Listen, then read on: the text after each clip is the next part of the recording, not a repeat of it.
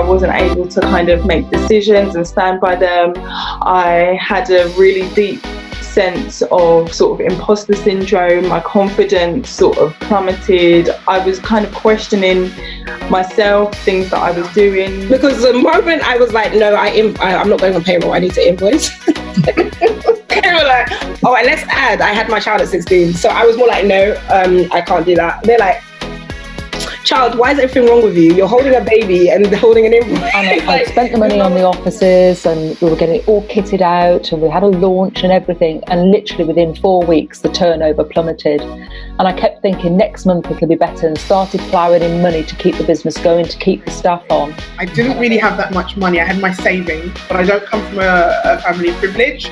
I come from a working class family. So I had all of these kind of barriers that at the time I didn't realise were barriers. I just got on with it and just moved. I moved without thinking. I had an idea. Hello and welcome back to another episode of She's the Boss Female Entrepreneur Stories, where I'm joined by phenomenal women in the world of business and entrepreneurship. If you haven't already done so, as usual, make sure that you press that subscribe button so that you receive notifications whenever I release a new video. And if you're not already following on social media, please follow on Instagram at She's the Boss UK, on Twitter at She's the Boss INTL, and you can connect with me on LinkedIn at Daniela Genus. Today, I am joined by business improvement consultant, Michelle Dove. Michelle, thank you for joining me today. Hi, thanks for having me. So tell us more about being a business improvement consultant. What does that entail? So basically, I'm focused in fashion and the creative sector. I really specialise in applying lean thinking to these businesses to help them basically improve, save money, become more profitable, become more flexible and adaptable to the changing environment, and also create a better working culture. Mm-hmm. How did you get into that? What's your journey? Tell us from the beginning to how you got to here. It's a long journey. I'm actually a chartered engineer, and after university, I went straight into the automotive industry and worked for Toyota. Oh, wow. I was originally doing supply chain, so parts and logistics, and then they moved me over to assembly for business need, and I was basically a production and project engineer there. Mm-hmm. So dealing with daily production and projects and vehicle changes and things like that. Following that, after Toyota, I went into more diversified manufacturing. Mm-hmm. Working for Honeywell, for example, which is a very large diversified manufacturer, originally from the States, and they're very global. So sort of after going through all that, I did move to the public sector for some experience, and then led their sort of lean program, which was also to help the council save, I think it was over £60 million over 3 years. Oh, wow. So it was during that time. So I've had experience in both the private and public sectors. It was during that time at the local authority that I fell pregnant with my first child. And I knew I wanted to work part-time. So I decided to go for a bit of a career change, partly because I wanted to get out of the rat run a bit, and also I'd always in the back of my mind thought that lean and the Toyota way of working would work very well in the creative sector. So all my roles leading up to them, it's always been related to lean, or the Toyota production system, which is where lean has come from. Mm-hmm. So in order to make the transition, I decided to become a personal stylist for a while to learn more about the fashion industry. So I took some courses in that and then launched by myself individually. So styling men and women for a few years. And I used that time to, like I said, learn more about the fashion industry itself and do more research into the creative sector. Because I have a connection from an arts perspective, because I play in orchestras in London. So So as an amateur, but I've always had that passion and sort of always enjoyed that side of things as well. So where I was lacking in my knowledge was really the fashion side. So yeah. What a journey. I would say, what a journey. That's so, it's so diverse. So, and to go back to then the engineering, where did you, what sparked your interest in engineering? And also, I assume it was quite a male dominated space that you were operating in. How did you navigate that? Yeah, so originally my degree was in manufacturing, engineering and commerce with language, with Japanese. And so when it was coming to the end of my degree, I actually did a work placement at Land Rover, which actually almost put me off going into the car industry because I was based in Body in White, which is where the bare bones of the metal frame, so to speak, and the chassis were put together. And that was very, very male dominated in that I was the only female in the process improvement office. However, I went for interviews and things, and it's quite interesting because my late father had always talked about Toyota when we were growing up, and saying what a great company it was and how they operated very differently to everybody else. Really looked at improving their things, and I remember this vividly in my childhood because we had Toyotas in both my mother and my father both drove Toyotas. So yes, and we'd sort of covered it a little bit at university, but not that much. So I went for the interview, and one thing to mention, my degree was quite diversified because when people think about engineering, they just presume it's all about the maths and the technical. But actually, it's very diversified. You cover a lot about operations management, the business side of things, materials, electronics. It's quite broad. So I ended up getting onto the graduate scheme at Toyota, and surprisingly, there was actually quite a good mix within the program. Yes, male-dominated environment. However, the thing about Toyota, the ethos and the working way is that good that it focuses more on people's strengths and people's abilities, the way the system works. So even from a managerial perspective, the managers are given praise if they've actually allowed working in their team to do their job properly, solve the problems. So yes, it's male dominated, particularly on the shop floor where they're actually building the cars, and moving to the engineering department, yes, there are, I think, 3 female engineers in my specific department. However, I don't know, I was working with a great bunch of people. The way the system works, I didn't feel isolated or challenging at times, and I felt I'd have to prove myself. And I also felt that in a way you had to be better sometimes, or a lot of the time, you had to be better than your male counterparts. Yeah. But good work was rewarded there. So that was really good. And I say that's the stark difference between somewhere like Toyota and other companies I've worked for, where so I had to travel a lot with a couple of other companies I moved to, and I'd be in Eastern Europe in some factory in the middle of nowhere. And they'd obviously be quite surprised when the global project manager is myself. So it would be quite tough sometimes and quite isolating. However, I always think it's always good to take time to understand the people you're working with, because not everybody's like that. And I tend to find there's only the odd couple of people that make life uncomfortable for you.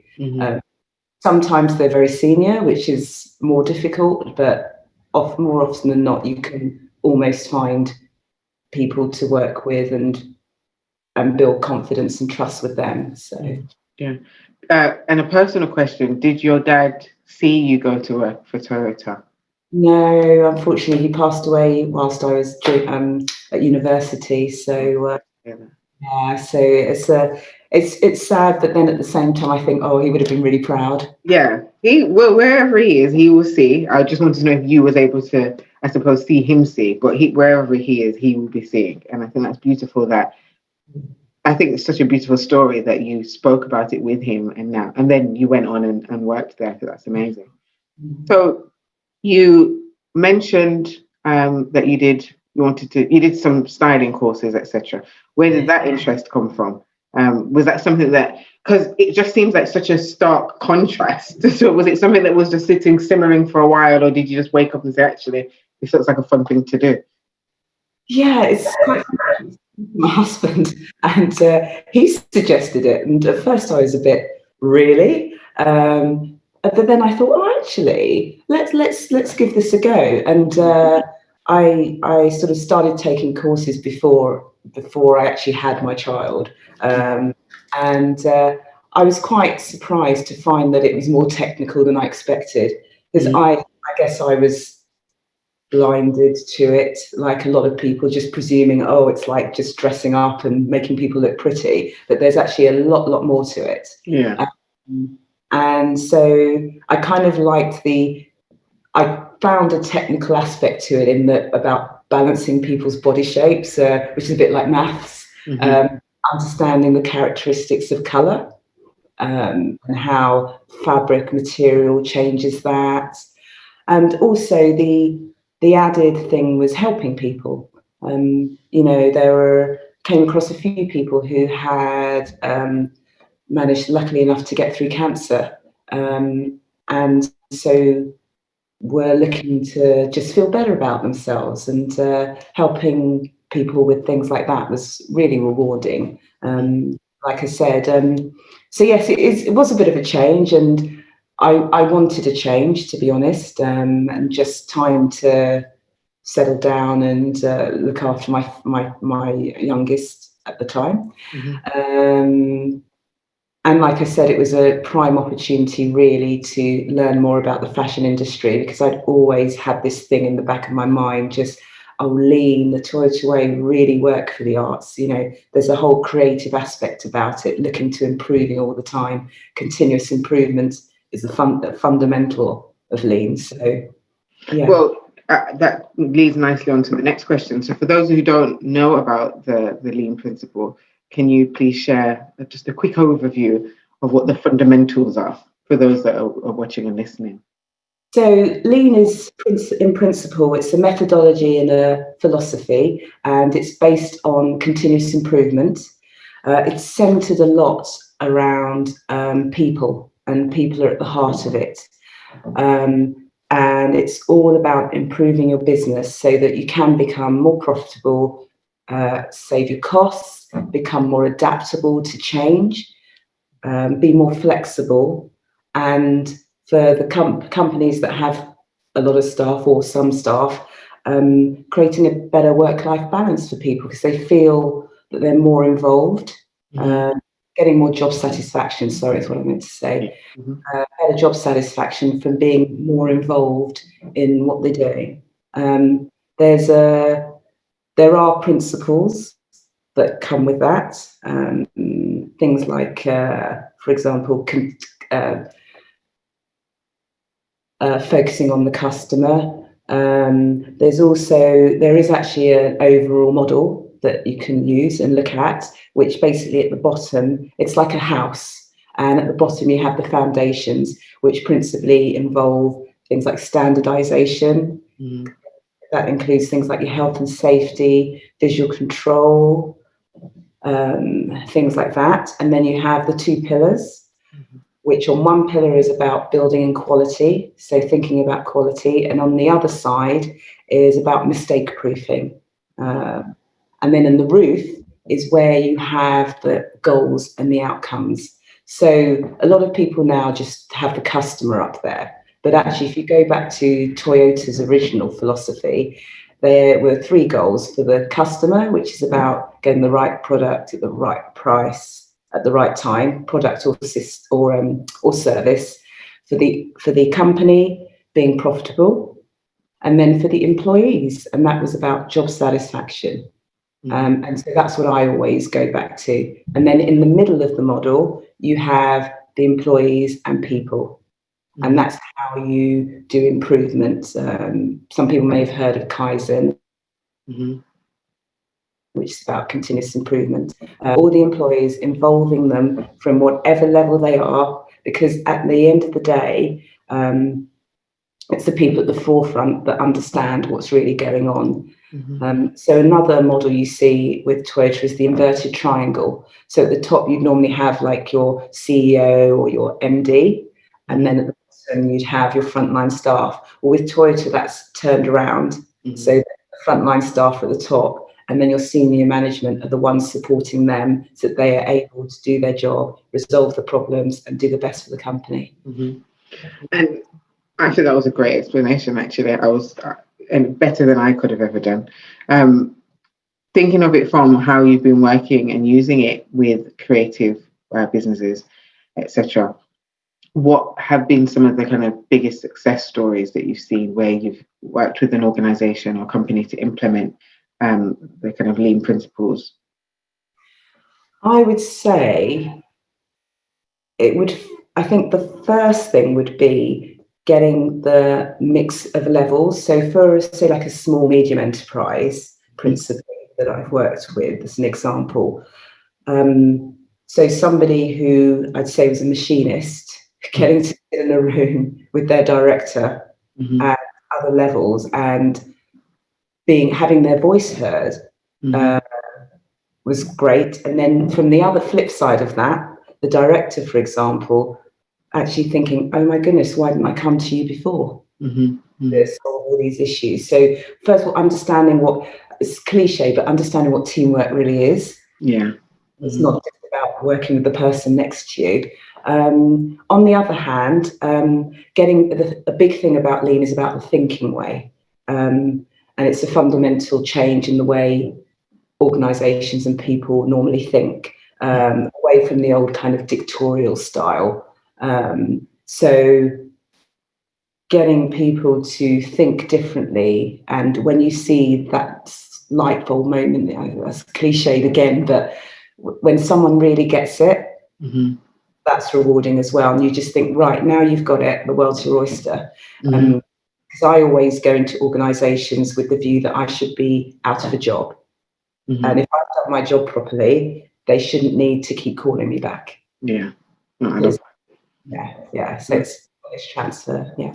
So, question. I'm quite experienced at working with businesses in the kind of creative areas and creative industries.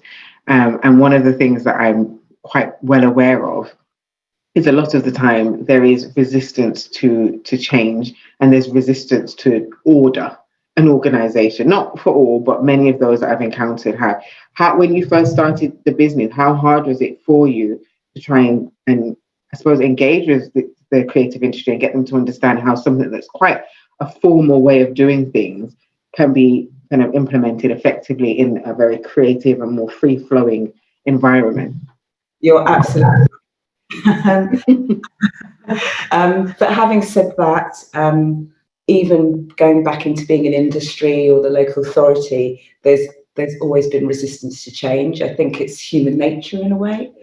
So I was prepared to an extent, for that, and always understanding that you've got to understand your audience, and they're always going to be blockers, and some people who actually just don't want to change. And so I've always gone in and understood who my audience is. So understanding there's some people that are very receptive, even within the arts and creative side, who actually want to listen and give it a go. There are always the ones in the middle who are kind of like, okay, I'm not sure this is going to work, but I'll listen. And you've got your blockers as well. So I try and think about, okay, engaging with the easiest ones initially anyway, and they're going to grasp it because they always ultimately help move the others around. It has been tough to an extent, But like I said, I always think there's always somebody who really wants to change. The biggest issue, actually, I found, and which luckily I learned this from my experience before, is that it's often to do with the people at the top. And if the person at the top has not got the right attitude, is not sending the right message, the rest of the organisation is not going to go. So I always did that in the past. I mean, I've had I've been working for over 20 years now, and I know that the successful programs, no matter what industry it is, it's all down to leadership. So I've always made sure I've given some leadership training, and I've said to them, even if you don't believe it, you have to walk the talk. You have to walk the talk, and you can't. I mean, I went into a fashion manufacturer, and I was doing a pilot, and I gave them some homework supposedly to do. And the CEO actually asked me, "Oh, could you just leave the room a minute? I just want to have a word." And I was like, "Absolutely fine." And after I came back, they actually told me. She said, "Don't worry about doing that. I'll get this other guy to do all that." Yeah. My goodness. Wow. Wow that it was said, but also wow that they told you. I think that's really funny. I know.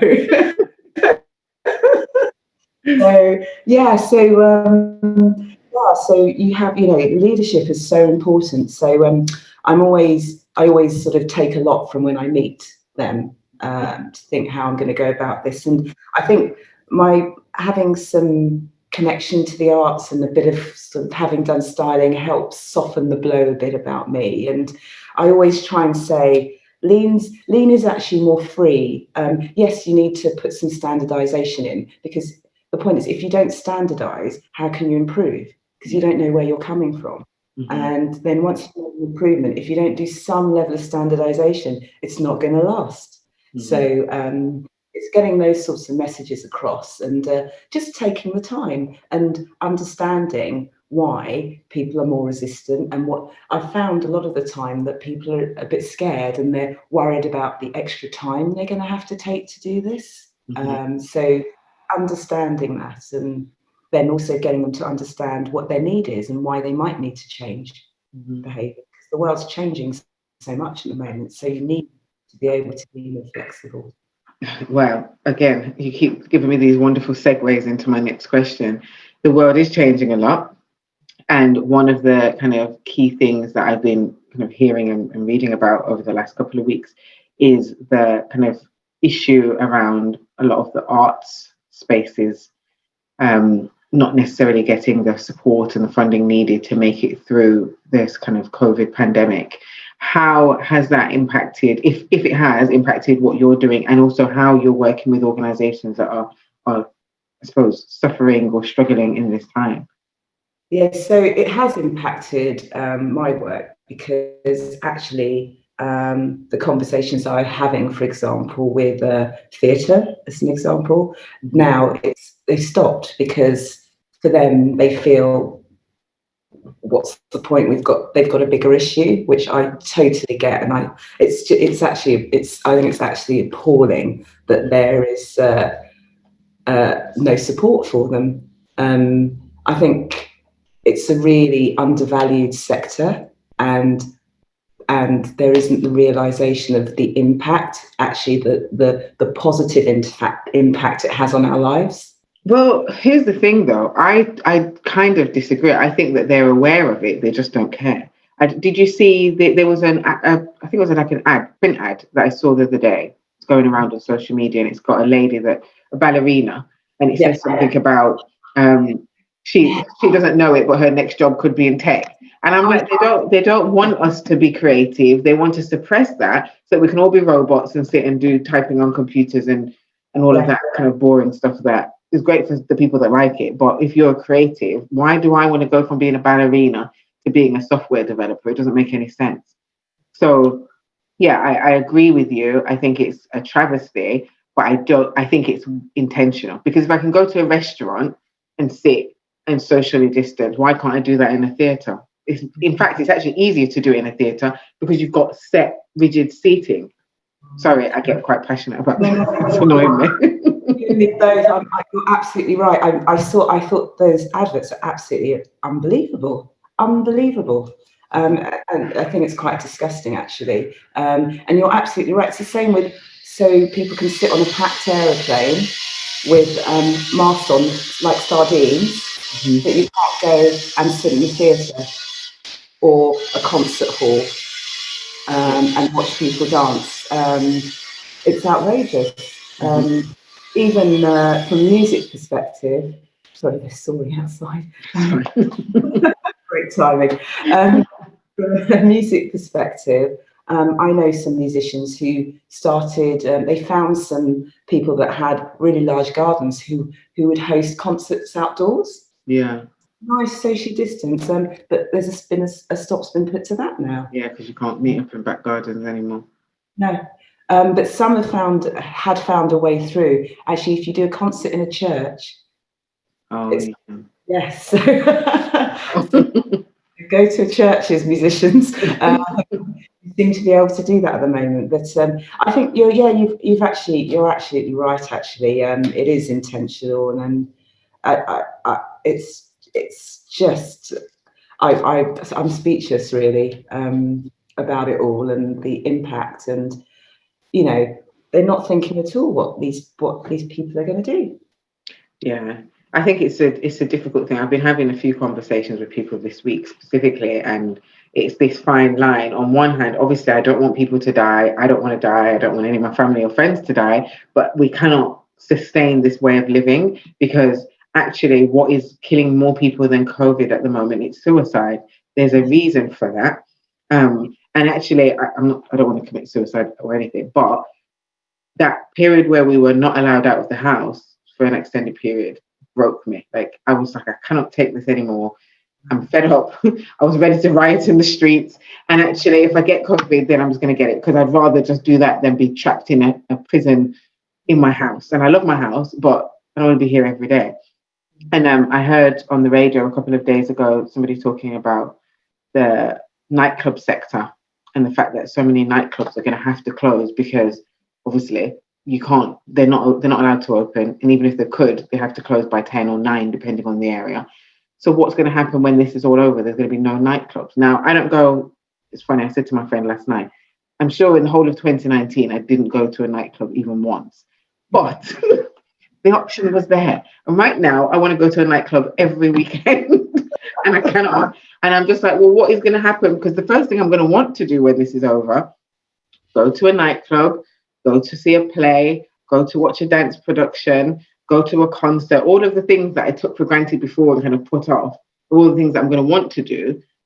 But if the industry has collapsed, we won't be able to do it. And I think, it's a real crying shame, actually. It is. It's, there's not going to be nothing left at this rate. Mm-hmm. And the thing is, like you said, you can't go on like this. Mm-hmm. Yeah, it's not sustainable.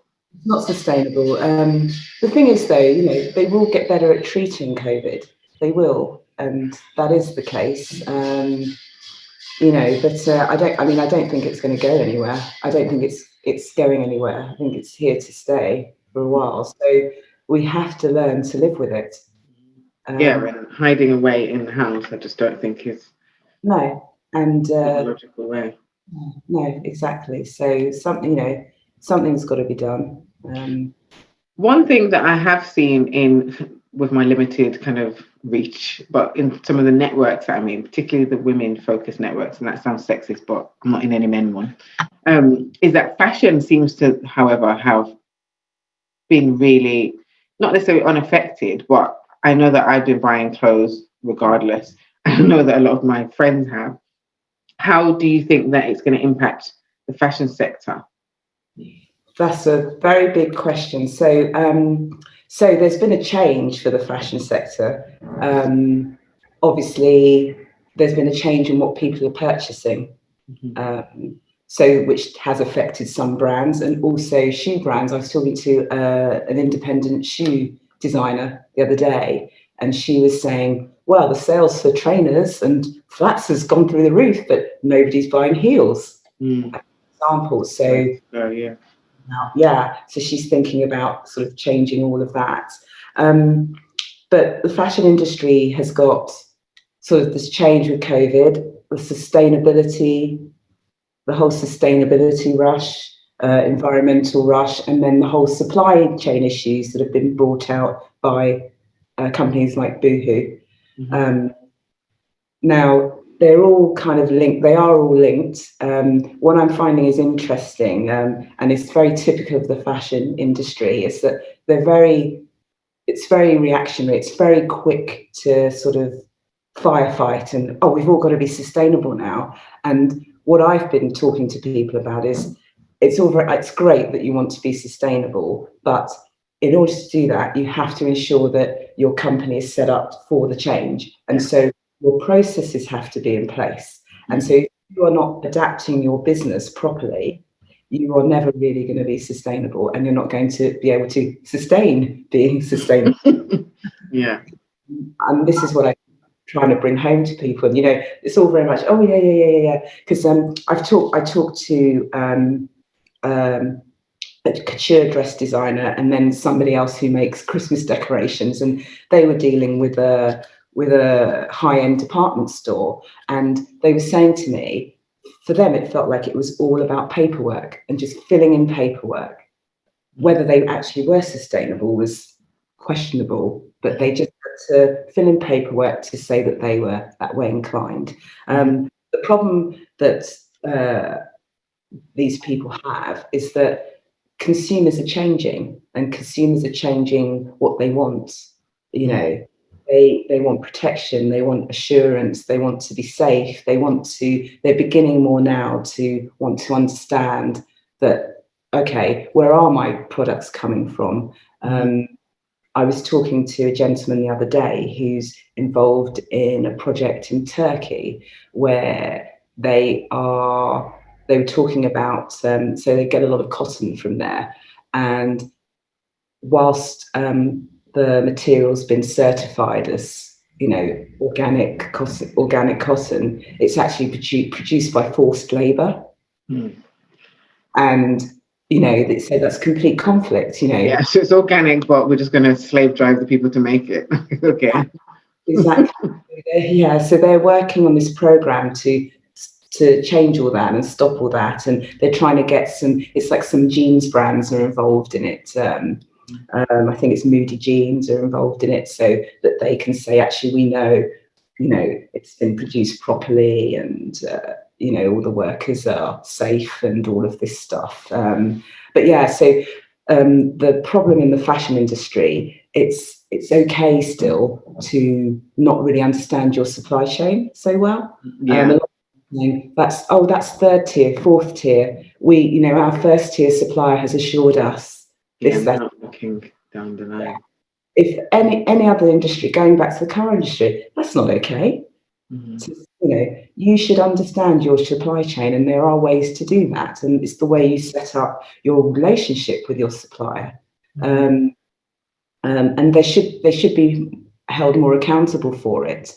The thing is, what's great is there's loads of initiatives popping up. There's loads of organisations trying to get the transparency and all of that thing going. However, for me, what's missing is the governing bodies, so to speak, and their role in that. And their role in being able to direct the sole trader to the right place, or to help the sole trader. I think these governing bodies have a responsibility to step up to the plate. Like the Fashion Council, what do they actually do?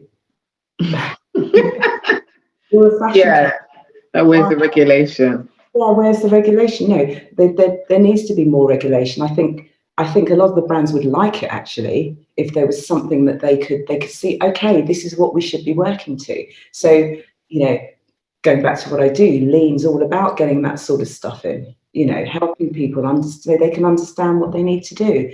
like I said, there's loads of amazing initiatives. There's lots of groups. I'm part of a sustainable group and another group that discuss all of this stuff. So I can see people, I actually get so overwhelmed because there are so many initiatives going and so many people are very passionate and so many people want to do things to stop the not so good brands getting away with doing that. But for me, there's a distinct lack of overall regulation. Yeah. Yeah. I think that's the problem for the industry. I'm going to do a big jump now and move completely off topic of that and move more to personal. You mentioned you had your first child just as you changed lanes, so to speak. How has motherhood impacted how you work, how you see success, and what you're striving for? I'd say quite significantly, actually. Before having children, I was really career focused, and not that I'm not now, but it was kind of like it was all encompassing, and I was lucky I kind of had extracurricular activities to take me away. That makes sense.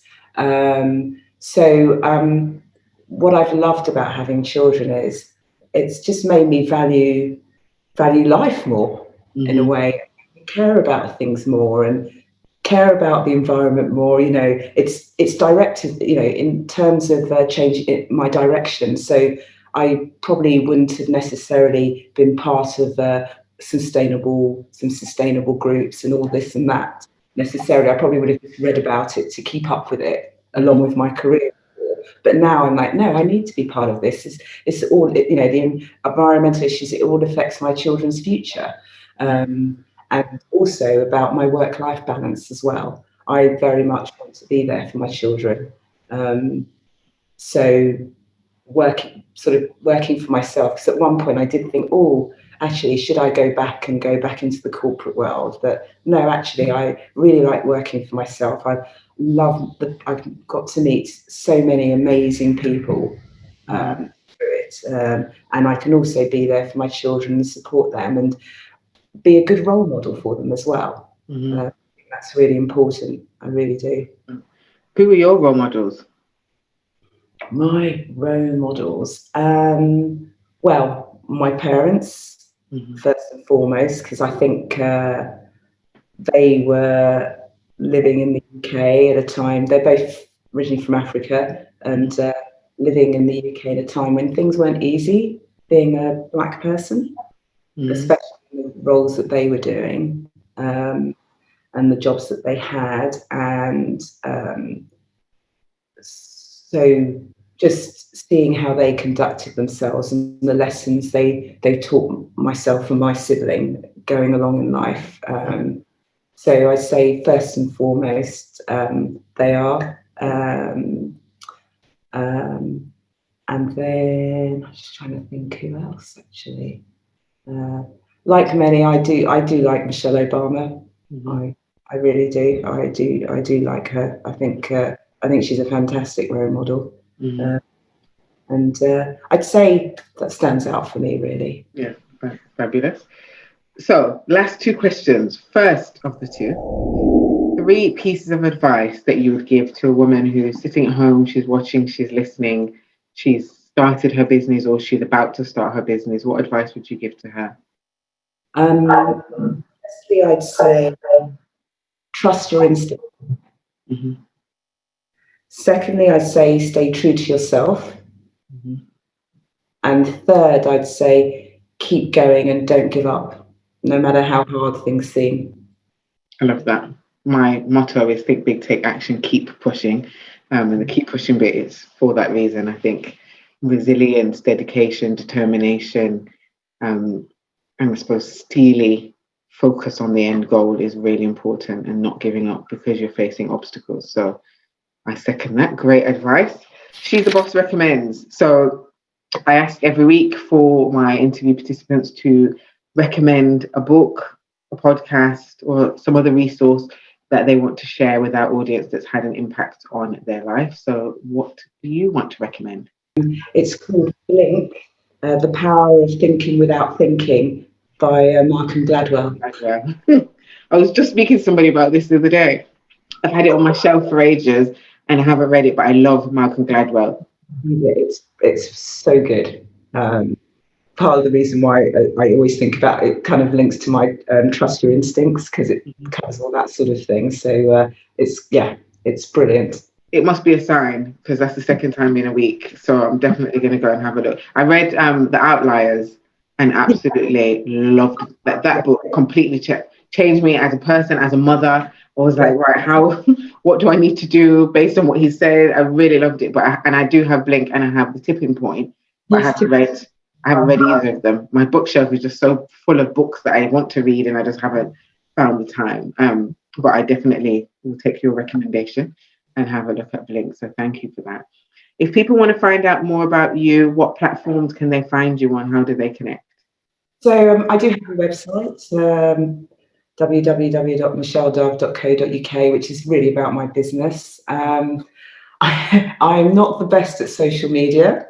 I don't really pay too much attention to it, but I do have an Instagram account, Michelle.uk. But again, I don't post that often. It's just that for me, it's not that important, and I like to focus on my clients more and my business. That's just me. That's just my preference. Well, thank you so much for this fantastic conversation. I've really actually enjoyed speaking about you and about the industry. So thank you so much for being so open and sharing so honestly. Appreciate that. And thank you guys, as always, for watching, for listening. As usual, if you haven't done so, please click that subscribe button so that you get notifications when I release a new video. And if anything that Michelle has shared today has resonated with you, please make sure you click that like button. Please make sure that you share. Write a comment. Let us know what you thought about this. And if you would like to be featured on She's the Boss Female Entrepreneur Stories, drop me an email, Daniela@she'sthebossintl.com. And I shall be back next week, 8 o'clock Sunday, with another She's the Boss Female Entrepreneur Story. Thank you for watching.